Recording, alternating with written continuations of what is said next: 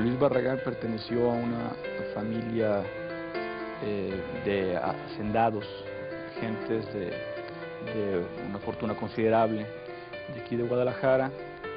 Él ingresa a lo que se llamaba la Escuela Libre de Ingenieros, que era una escuela que había formado el ingeniero Ambrosio Ulloa, ingeniero y licenciado Ambrosio Ulloa, desde fin del siglo pasado, ante la falta de oferta educacional para los jóvenes de aquí. No existía en ese momento, estaba cerrada la universidad local, y los que se querían preparar en cuestiones, digamos, técnicas o en profesiones como la de ingenieros tenían que irse a México. Entonces, bueno, Barragán ingresa ahí aproximadamente en 1919 y cursa normalmente la carrera de ingeniería, pero la escuela ofrecía una particularidad que era además la de hacerte arquitecto si se cursaban algunas materias suplementarias.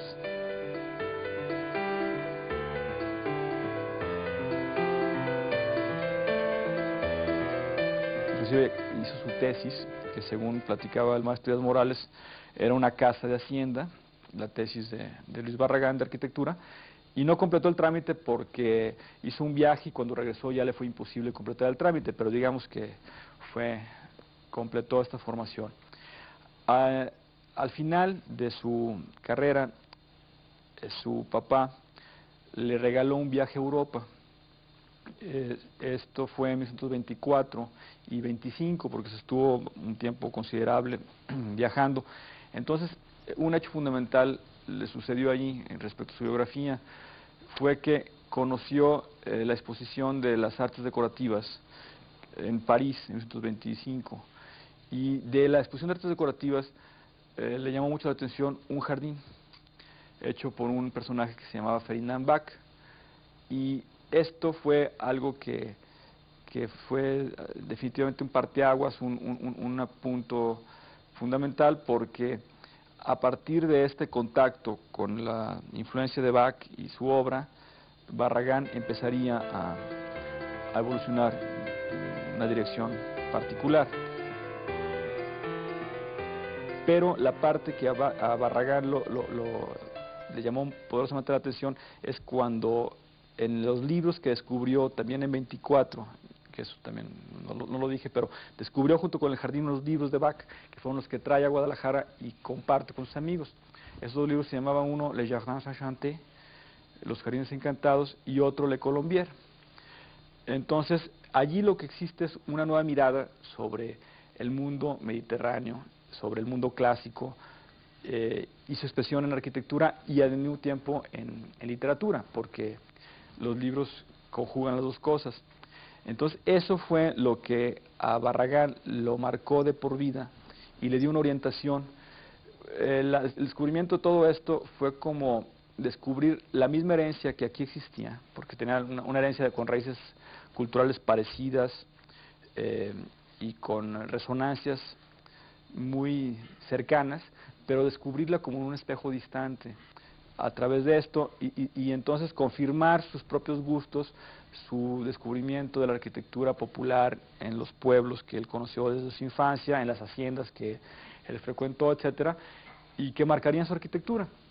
Entonces, bueno, regresando de Europa y confirmando de alguna manera su línea arquitectónica y estética, porque creo que es mucho más amplio su línea, una idea cultural de la arquitectura que tenía.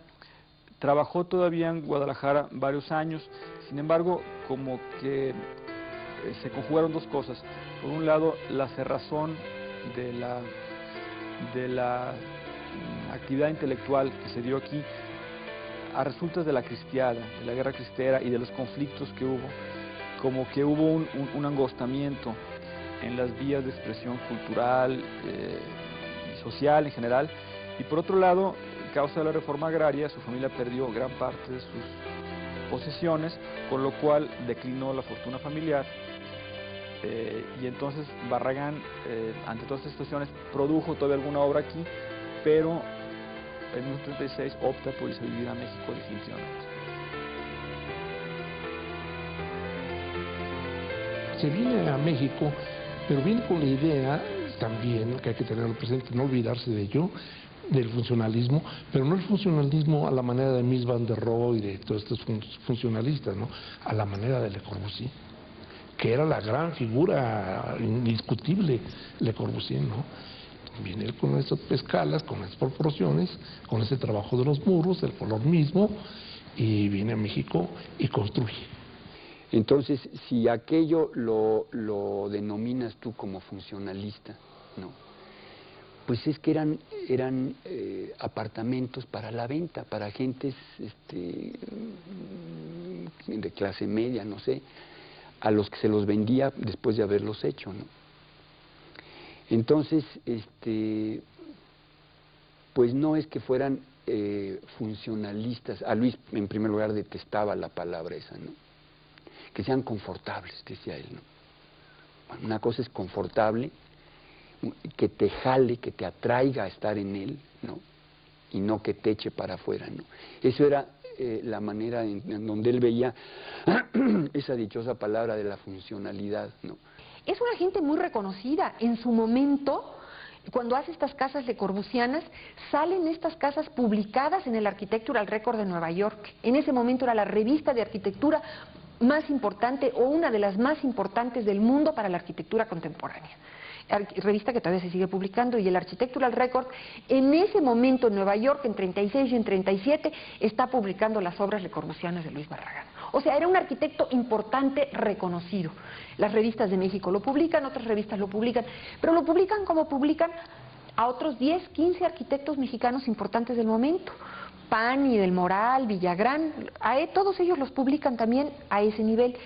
Y es solo cuando realmente da este cambio, esta parte tan pionera, por así decirlo, de él, tan novedosa, este ingreso a un regionalismo antes de que el regionalismo ni siquiera se pensara que pudiese existir, es este combinar lo que es propio, lo que es local, las lecciones vernáculas que son tan sabias en cuanto a que las aperturas deben de tener una cierta orientación para recibir el sol o para recibir el viento, para encerrarse de la lluvia, todo este tipo de lecciones de la arquitectura vernácula y de la arquitectura propia, o sea, de la parte cultural, lo que a uno culturalmente le parece atractivo dentro de la arquitectura, y maneras de vivir que tienen ciertas culturas como la nuestra, que es una cultura muy clara, a diferencia de culturas como la norteamericana o como la inglesa, por así decirlo, somos culturas muy diferentes. Eso lo supo entender sin olvidarse de los preceptos importantes y válidos todavía que se habían descubierto con al nacimiento de la arquitectura contemporánea. Todo lo que tenía que ver con el funcionalismo, con el funcionamiento, con todas estas cosas tan importantes que se habían descubierto a principio de siglo con Le Corbusier, con el Bauhaus, y que se habían aceptado. Él logra hacer una síntesis de esto que había derivado en una arquitectura internacional fría y hasta aburrida ya, lo logra conjuntar con la riqueza de lo mexicano y crea algo muy importante.